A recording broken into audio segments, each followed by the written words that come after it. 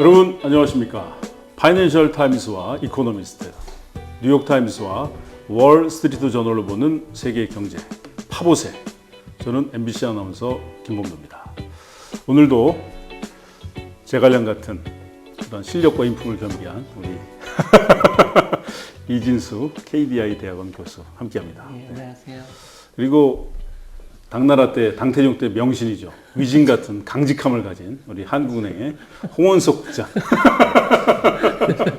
우리 두 친구들은 워낙 겸손해서 이런 소개 부담스러워하는데 우리 사실이 아니니까 시청자, 구독자 여러분들한테 소개를 하고 싶어서 소개를 합니다. 그리고 역시 또 조자룡처럼 정말 다양한 능력과 또 매력을 가진 우리 한승열 감독. 한승열 감독은 뭐 음향 감독으로서도 최고지만 또 실용음악으로 학생들을 가르치는 겸임 교수도 하고 있고, 또 그리고 본인이 작곡해서 음악도 발표하는, 노래도 하는 그런 정말 다재다능한 르네상스적인 그런 인물입니다.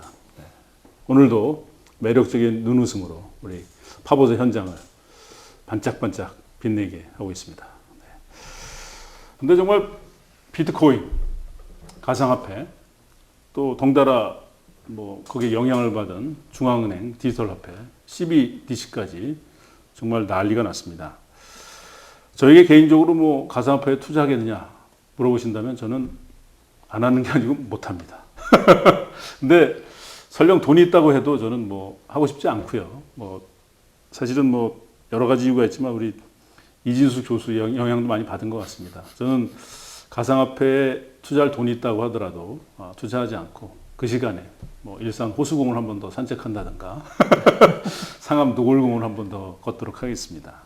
그렇지만 무시할 수 없는 규모의 자금이 전 세계적으로 가상화폐 유입되고 있고, 거기에 관련돼서 중앙은행 디지털 화폐도 굉장히 빠른 속도로 움직임을 보이고 있기 때문에 여러분들에게 소개를 안 할 수가 없습니다. 그래서 오늘도 비트코인과 중앙은행 디지털 화폐에 대해서 최근 동향에 대해서 말씀드리도록 하겠습니다. 기사는 암호화폐와 스테이블 코인은 무엇이고 어떻게 작동하는가, 파이낸셜 타임스 2021년 5월 28일자 기사. 비트코인 놓치기에는 너무 좋은 기회인가 아니면 곧 터질 거품인가, 파이낸셜 타임스 2021년 4월 30일자 기사. 자산관리 매니저들이 큰 가격 변동 이후 암호화폐에 대해 우려를 표명하다, 파이낸셜 타임스 5월 17일자 기사. 비트코인의 커져가는 에너지 문제, 비트코인은 지저분한 화폐다, 파이낸셜 타임스 5월 20일자 기사. 중국 정부의 최근 비트코인과 다른 암호화폐에 대한 단속 조치들이 시장을 뒤흔들다, 월 스트리트 저널 기사죠. 2021년 5월 24일자 기사. 그리고 중요한 디지털 화폐, 이코노미스트 기사 5월 8일. 파월 미국 중앙은행 총재가 디지털 달러의 가능성을 검토하고 있다고 언급하다, 파이낸셜 타임스 5월 21일자 기사를 가지고 얘기를 나눠보도록 하겠습니다. 비트코인을 포함한 그 암호화폐의 가격이 올해 급상승했다가 최근 크게 또 하락을 했습니다. 뭐 이 가격 등락폭이 뭐 거의 도박장 수준입니다. 라스베가스 같은데, 비트코인의 경우 작년 3월에 5,000달러 정도였었는데 올해 중순, 4월 중순에 6만 5천 달러까지 뭐 급상승했다가 지금 하락해서 이제 5월 말 현재 3만 달러 수준을 보이고 있습니다. 뭐 논란이 없을 수가 없어요, 그죠? 예, 뭐 이전에도 그랬지만은 여전히 그 비트코인 등 암호화폐에 대한 그 찬반 양론이 팽팽하게 지속되고 있는 상황입니다. 그 작년 이후에 그 비트코인 가격이 크게 상승한 것은 기관 투자자들의 수요가 뒷받침된 것이라는 어떤 그런 긍정적인 입장도 있는 반면에 여전히 비트코인은 버블이다, 이런 부정적인 입장도 존재를 하고 있고요. 양자 간의 팽팽한 그런 그 긴장감이 계속 유지가 되고 있습니다. 네. 그리고 올해 초에 그 테슬라 회장인 머스크가 그 전기차 구입에 비트코인을 이용하게 할 수 있게 하겠다, 이렇게 이야기를 했다가 지난 5월에 비트코인이 그 전기가 너무 많이 쓰인다 이러한 것을 이유로 해서 더 이상 비트코인을 테슬라 전기차 구입에 사용하지 않도록 하겠다 이렇게 이야기한 것을 계기로 해서 그 비트코인의 에너지 문제, 특히 그 비트코인이 석탄으로 전기가 생산되는 지역에서 많이 채굴된다 이러한 것을 제기하면서 그 에너지 사용에 있어서 비트코인의 부정적인 측면을 부각하는 그러한 이제 이야기가 또 있었는데요. 그에 대해서 또 비트코인을 옹호하는 그 입장에서는 이러한 문제는 그 향후에 그 비트코인 채굴의 재생에너지 등이 이제 사용되면서 자연스럽게 해소될 그런 문제이다 이런 또 이야기도 하고 있습니다. 네.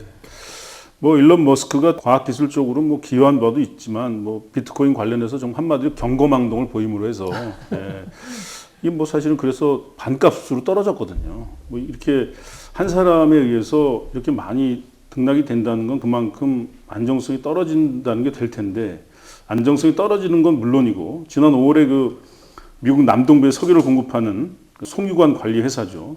콜로니얼 파이프라인 지금 해커가 공격을 했는데 뭐 송유관에 이제 장애가 생기니까 이를 해결하기 위해서 이제 콜로니얼 파이프라인이 이제 해커에게 비트코인을 지급했습니다. 그래서 암호화폐가 이제 불법적인 용도로 사용되는 게 2020년에 전 세계적으로 최소한 3억 5천만 달러가 해커에게 지급됐습니다. 네, 그래서 그 이제 주요 국가들이 그 암호화폐에 대한 규제를 강화하는 그런 방향으로 지금 움직이고 있는데요. 지난 5월에 중국 정부는 금융기관 등에서 그 암호화폐를 취급하지 않도록 그렇게 조치를 한 바 있고요. 더 나아가서 암호화폐의 채굴을 금지하는 그런 조치를 발표하기도 했습니다. 네.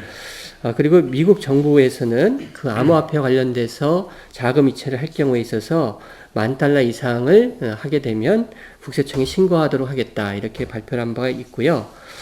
미국 재무부와 그리고 유럽 중앙은행에서는 암호화폐가 불법적인 목적으로 이용될 수 있다는 그러한 우려를 표명하기도 했습니다. 그래서 이처럼 그 주요국 정부에서 그 암호화폐에 대해서 우려를 표명하고 또 그 이제 규제를 강화하는 조치들이 이제 이어짐에 따라서 이러한 것들이 그 비트코인 등 암호화폐 가격이 대폭 하락하게 된 배경으로 그 작용을 하기도 했습니다. 이와 관련돼서 이제 그 비트코인이 그 내재 가치가 없다는 얘기가 이제 특히 그 비트코인의 부정적인 입장을 그 이야기하는 사람으로부터 얘기가 되고 있는데요. 이준수 교수도 뭐 일관되게 주장해오고 있는 거죠. 네. 뭐 저도 그렇습니다. 뭐 제 입장이 중요한 건 아니고요. 네. 이제 그것이 무슨 이야기인가를 이제 좀 이해하는 입장에서 네네. 이제 조금 더 말씀을 드리면은요.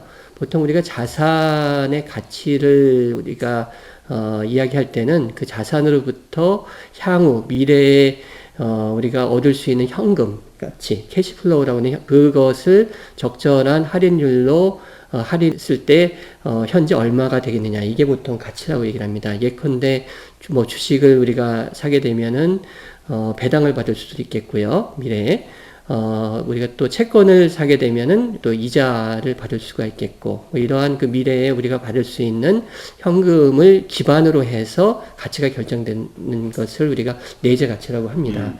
그런 의미에서 비트코인은 그로부터 우리가 미래의 현금 수익을 얻을 수 있는 게 아니라 단지 그냥 다른 사람이 그것을 사겠다 이러한 것에만 의존하고 있는 것이 아닌가. 그런 의미에서 이제 내재 가치가 없다고 이야기를 하는 것이고요.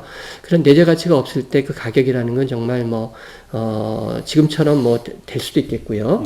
또 심지어는 0이 되어도 전혀 그 이상하지 않은 그러한 상황이 되는 것이겠죠. 그래서 이제 이러한 그 비트코인에 대한 논란은 지금 비트코인이 이처럼 그 거래가 되고 가격이 높게 되는 한 지속될 것으로 전망이 되고요. 각국 정부들이 지금 암호화폐에 대한 규제와 이게 지금 현실이니까요. 제도적인 정비를 하라는 요구들이 있고 이제 제도적인 정비를 하려고 할 텐데 그것이 어떻게 이루어질 것인가가 향후에 아주 그 중심적인 그러한 이슈가 되지 않을까 그렇게 전망이 됩니다. 근데 참 어려운 점이 이렇게 내재 가치가 전혀 없다라는 의견이 있으면 그냥 그 반대되는 의견이 없으면 좋겠는데 그 내재 가치는 0인데 또 반대되는 의견은 또 그럼에도 불구하고 메인스트림으로 자리 잡을 것이다 이런 의견들도 있잖아요. 안 그래도 지금 미국의 월스트리트 있는 뭐 여러 가지 금융기관들 또 자산운용 회사들 간에도 의견이 상당히 엇갈립니다.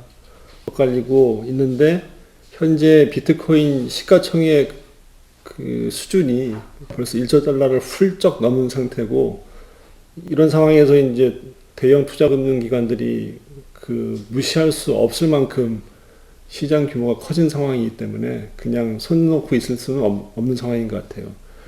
실제로 또 비트코인의 여러 가지 비트코인 등 뭐 다른 암호화폐의 여러 가지 부정적 측면, 뭐 긍정적 측면도 있는데 일단은 그 정부나 여러 가지 규제 당국에서 좀 여러 가지 그 틀을 만들고 그다음에 유동성의 흐름을 좀 안정화시킬 수 있고 또 기관들이 그 현재 이런 시장에 많이 진입을 하고 있는 상황을 좀 감안하면은 마치 45년 전에 금이 이제 금융 시장에 등장한 것처럼 비트코인도 제도금융권 내에서 그 메인스트림으로 자리 잡을 가능성도 좀 있어 보인다라는 평가도 많습니다. 네.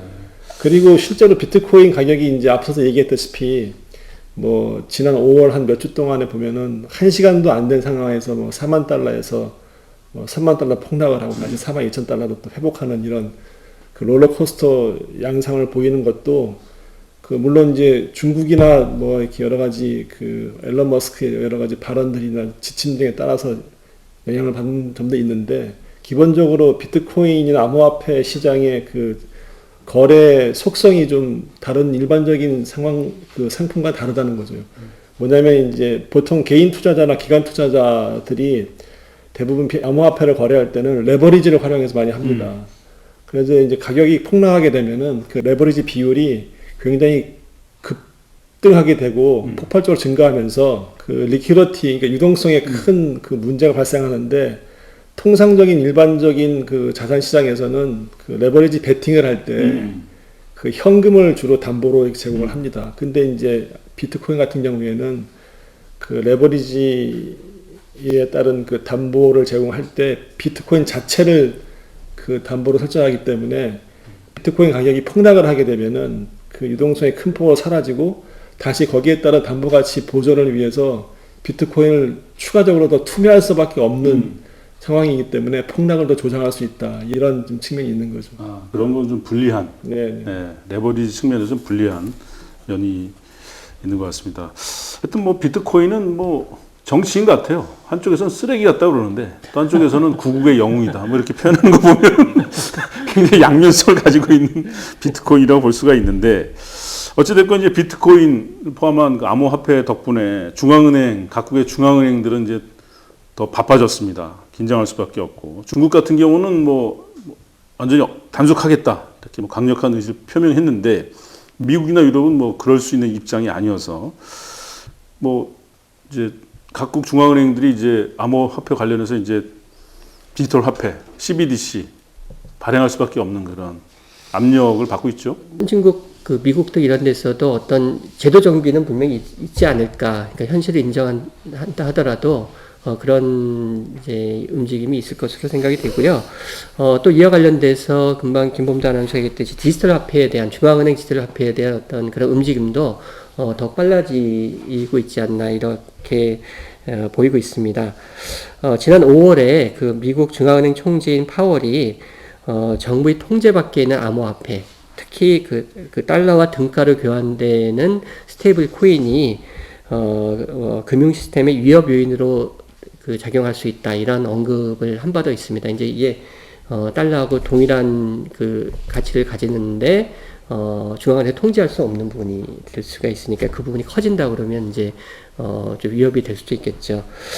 그런 언급과 동시에 그 중앙은행 디지털 화폐에 대한 그 도입에 대한 연구 결과를 올해 여름에 발표할 계획이고 국제적으로 중앙은행 디지털 화폐를 도입하는 데 있어서 그 미국이 지도적인 역할을 하겠다 이렇게 언급을 해서 앞으로 그 중앙은행 디지털 화폐의 도입이 조금 더 본격적으로 그 어떤 얘기가 되지 않을까 뭐 이런 예상도 해봅니다. 뭐 이제 미국이 주도하겠다고 하는데 뭐 유럽도 이제 화폐 관련해서는 이제 그 유로존에서는 아무래도 또 미국과 대등한 어떤 그런 그 위치를 차지하고 싶어 할 것 같은데 말이죠. 일단 뭐 유로존 얘기하기 전에 일단 디지털 화폐, 그러니까 CBDC, 중앙은행 CBDC의 이제 초기 선두 주자로 부상한 데가 이제 중국입니다. 이제 중국 인민은행이 디지털 위안화를 이제 도입을 적극적으로 추진하면서 현재는 지금 그 중국 내 주요 대도시를 중심으로 이제 파일럿 테스트를 하고 있는데 이제 소매금융 시장에서 주로 하고 있습니다. 하고 있는데 이 단계가 끝나면은 이제 다음 단계로 이제 국경 간 무역 결제 뭐 이런 데로 좀 유통 그 권역을 좀 넓혀나갈 계획이고요. 그래서 이제 미국에서도 파월 의장이 지난 3월 BIS 주재한 이제 이노베이션 컨퍼런스에서 그 미국도 그 디지털 화폐를 이제 MIT와 공동으로 이제 개발하고 있다고 밝혔고 또 덩달아서 이제 유로존에서는 이제 ECB가 이제 주로 이 디지털 그 유로를 좀 도입하고 있는데 그 배경에는 보면은 이제 기존에 이제 미 달러화 중심으로 이끌어 와전 이제 국제 통화 체제가 너무 그 달러화의 그 패권에 좀 이렇게 잠식돼 있다는 측면도 하나 있고 또 기존의 암호화폐 시장이나 또 여타 중앙은행의 그 CBDC와의 좀 경쟁력 확보를 선점해 보겠다라는 지금 포석이 좀 깔려 있는 거죠. 뭐 예전에 달러와 또 유로 또 한때는 좀 엔 이렇게 뭐 기축 통화 역할을 했다면 이제는 디지털 화폐로 간다면 미국 디지털 화폐, 유로존의 디지털 화폐, 또 중국 디지털 화폐 3파전 양상으로 갈 것처럼 보입니다. 그런데 이제 재밌는 건 이제 중앙은행들은 어찌됐건 뭐 비트코인을 포함한 암호화폐에 대해서 단속도 하고 규제도 하고 각국마다 이제 뭐 강도는 다르지만 그런 움직임을 보이고 있는데 비해서 민간 금융회사들은 투자 폭을 늘리고 있단 말이에요. 이거는 어떤 뭐 이유가 있을까요? 이제 민간 투자 금융기관을 하면 이제 미국을 이제 빼놓고 얘기할 수 없는데 예를 들어서 뭐 골드만삭스나 JP모간 같은 데가 대표적인 것입니다. 왜냐면 이제 그들도 그 자기들의 고객들의 수요를 좀 반영할 수밖에 없는 상황인데 지금 현재 2020년 이후 그러니까 코로나 팬데믹 이후에 그 재정 당국이나 통화 당국으로부터 굉장히 막대한 규모의 이동성이 풀린 상황이고 또 현재 금리 수준이 굉장히 낮은 상황이기 때문에 이런 상황에서 현금이나 국채를 보유하기보다는 차라리 비트코인처럼 수익성이 좀 높은 그 자산을 좀 찾고자 하는 수요가 많다. 그래서 이런 수요를 반영하지 않을 수 없다라는 게 이제 대형 금융기관들의 입장이고요. 실제로 또 대형 금융기관들 사이에서도 다른 금융기관들과 비교를 할 때 그 다른 데는 다 투자하는데 너희들은 뭐 하고 있냐 뭐 이런 식의 이제 그 여러 가지 비난을 받을 수 있는 상황이 있기 때문에 뭐 비트코인이나 암호화폐 시장에 여러 가지 부정적 영향에도 불구하고 시장 진입이 많이 이루어지고 있다고 보고 있습니다. 네. 뭐 비트코인이 엄청난 나비 효과를 가져올 것 같습니다. 그래서 비트코인이 또 민간 금융 투자 기관들의 뭐 여러 그 투자 형태에 이제 새로운 자극을 줬다면 또 중앙은행들은 어찌됐건 CBDC 발행을 통해 가지고 또 그 암호화폐에 대응을 해야 되고 그 과정에서 또 민간 은행들은 중앙은행이 그 시중과 직접 거래를 하게 되면 그 예금 잔고가 줄기 때문에 대출 영역이 축소될 수도 있고 민간은행에 미치는 영향이 커질 거 아닙니까? CBDC 도입과 관련해서 가장 그 문제로 좀 거론되고 있는 것이 그 CBDC가 도입되면은 그 중앙은행이 직접 이런 민간 소비자한테 그 디지털 코드 형태로 그 CBDC 그 디지털 화폐를 지금 배포를 하게 되는 상황이기 때문에 기존의 그 일반 서민들로부터 예측을 받아가서 운용을 해왔던 그 은행들의 수익성도 떨어지고 하게 되면은 중앙은행이 직접 나서서 금융시장의 어떤 불균형을 좀 조정해 나가야 될 처지이기 때문에 앞에 놓여 있는 과제도 많이 있다고 좀 보고 있습니다. 네. 어찌됐건 비트코인이 중앙은행 디지털 화폐의 여러 가지 변화에 아주 큰 영향을 미칠 것 같습니다. 비트코인 얘기만 나오면 하여튼 너무나 그 첨예한 의견이 양쪽에서 부딪히기 때문에 참 판단하기 어렵고. 근데 이제 비트코인 투자자들은 최근에 이제 이준석 교수도 얘기했지만서도 여러 가지 형태의 이제 규제 조치나 그 좀 제재를 가할 수 있는 가능성이 커지고 있는데 그 중앙은행이 디지털 화폐, 그러니까 CBDC에 대한 그 주도권을 갖게 되면은 민간 부분의 암호자산 관련 그 여러 가지 프로젝트나 이노베이션의 근거를 좀 약화시킬 가능성이 있고 또 명목 화폐에 대한 그 탈중앙화를 기반으로 한 암호화폐 같은 경우에는 그 입지가 좀 좁아질 가능성이 있기 때문에 앞으로 비트코인 투자하시는 분들은 중국과 미국의 움직임을 항상 주시할 필요가 있다고 볼 수 있겠습니다. 그렇죠.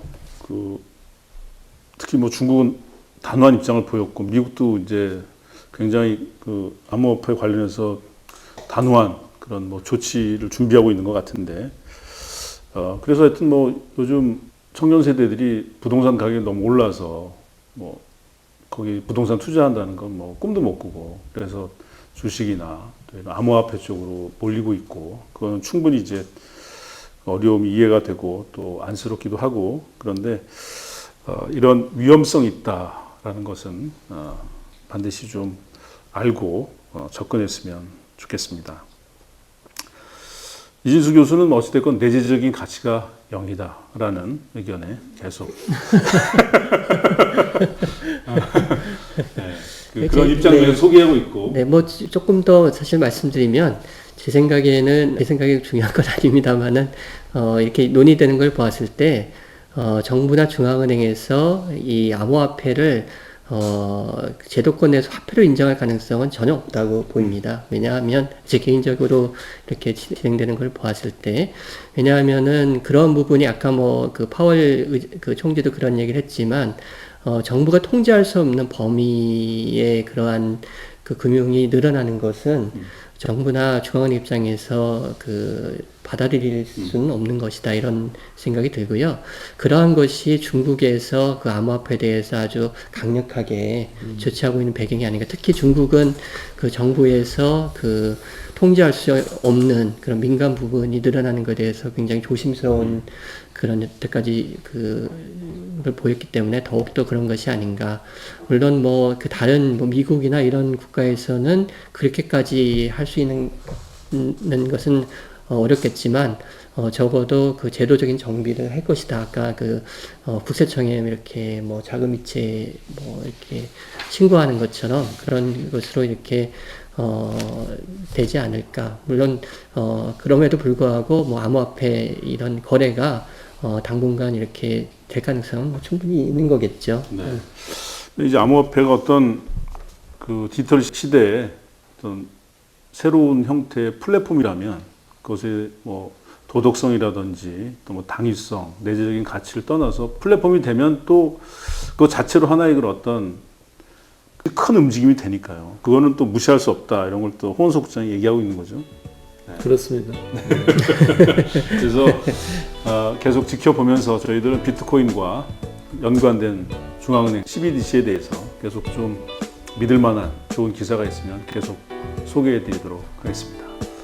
어찌되건 저는 암호화폐에 투자할 시간이 있으면 호수공원 한색을 한번 더 하겠다. 이런 말씀을 여러분들한테 드립니다. 돈이 없어서 그런 거 요즘 너무 없어 보이니까. 오늘도 파봇에 함께해서 정말 고맙습니다.